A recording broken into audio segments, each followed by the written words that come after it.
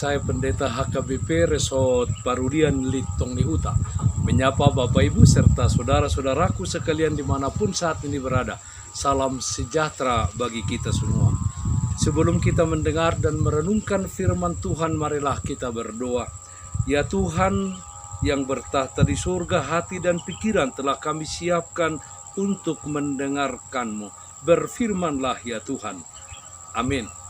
Firman Tuhan yang menjadi sumber kekuatan dan sukacita bagi kita dalam melaksanakan aktivitas kita satu hari ini, Jumat 31 Mei 2024, tertulis dalam Hagai pasal 2 ayat 8. Demikian firman Tuhan.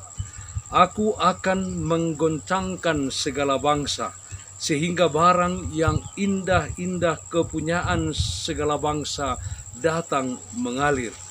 Maka aku akan memenuhi rumah ini dengan kemegahan. Firman Tuhan semesta alam. Tuhan membuat menjadi indah. Saudaraku yang terkasih dalam Kristus Yesus, ketika hendak membangun sebuah tempat tinggal atau mendirikan usaha, sangat dibutuhkan dana sebagai modal, dan itu menjadi kebutuhan yang utama. Sehingga banyak orang pesimis dalam membuka usaha atau membangun rumah tinggal jika tidak memiliki dana atau modal.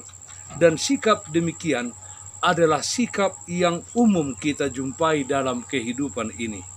Akhirnya susah untuk berusaha, stop untuk memulai, atau paling tidak berhenti di tengah jalan usaha atau pembangunan yang dilakukan. Hal tersebutlah yang terjadi bagi umat Israel di Yerusalem setelah kembali dari pembuangan Babel. Kehidupan mereka mulai dibangun, rumah, kebun, dan pekerjaan lainnya sudah ditata ulang dan direnovasi. Tidak demikian dengan bait Allah yang masih berupa puing-puing. Tidak ada yang memulai untuk membangun kembali pusat ibadah umat tersebut. Tentu karena modal biaya yang dibutuhkan, dan juga orang-orang Israel sepertinya tidak memikirkannya. Saudaraku yang terkasih dalam Kristus Yesus, firman Tuhan hari ini adalah bagian dari perkataan Allah melalui Nabi Hagai kepada bangsa Israel agar tidak pesimis apalagi takut untuk membangun kembali bait Allah. Meskipun apa yang mereka kerjakan kelihatan kecil dan tidak megah, Allah akan membuatnya lebih megah dari yang semula. Allah juga akan menjadikannya sebagai sumber damai sejahtera bagi segala bangsa. Kepunyaankulah perak dan kepunyaankulah emas. Demikianlah firman Tuhan semesta alam kepada umatnya. Soal modal atau sumber daya dan dana itu adalah urusan Tuhan. Mereka hanya diminta untuk bekerja dengan keyakinan yang teguh, karena Tuhan menyertai mereka. Tuhan yang memiliki perak dan emas di dunia ini. Saudaraku yang terkasih dalam Kristus Yesus, apa yang dapat kita pelajari dari peristiwa pembangunan bait Allah ini? Firman hari ini mengingatkan kita bahwa Allah berjanji menyertai kita dalam segala keadaan, di dalam kerja dan aktivitas kita. Jika Allah menyertai, kita dapat mengalahkan segala kesulitan dan tantangan yang ada. Jika kita saat ini menghadapi pergumulan dan persoalan hidup, berdoalah dan serahkan semuanya kepada Tuhan. Dia akan menolong Anda, menolong kita keluar dari setiap pergumulan dan persoalan yang terjadi. Oleh karena itu, andalkanlah Tuhan di dalam setiap rencanamu. Jangan hanya mengandalkan kehebatan, kekuatan, dan kepintaran kita sendiri. Setiap apa yang kita lakukan dan kerjakan yang berkenan di hadapan Tuhan, percayalah Tuhan pasti menghargainya.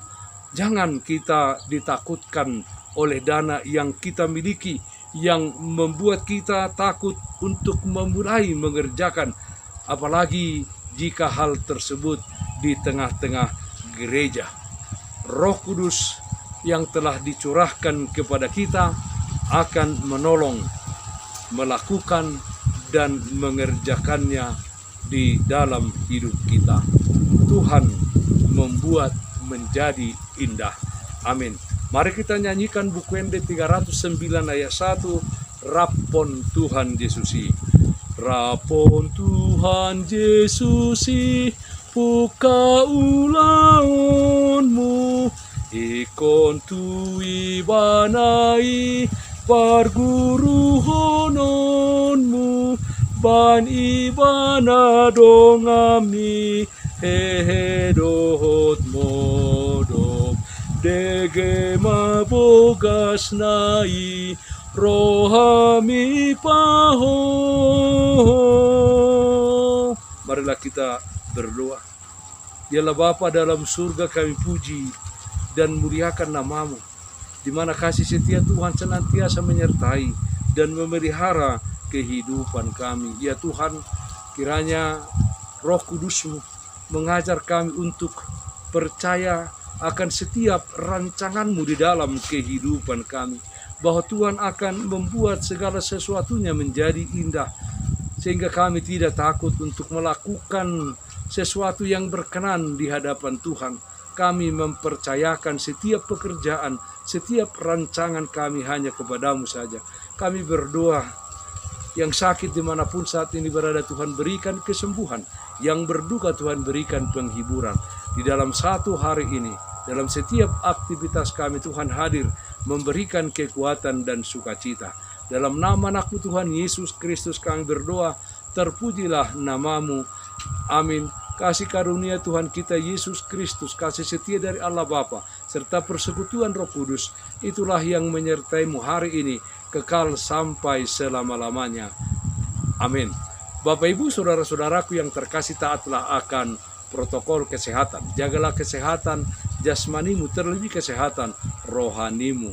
Bersihkan hatimu, cintai dan kasihilah sesamamu. Tetaplah berdoa kepada Tuhan, sumber berkat dan anugerah di dalam kehidupanmu.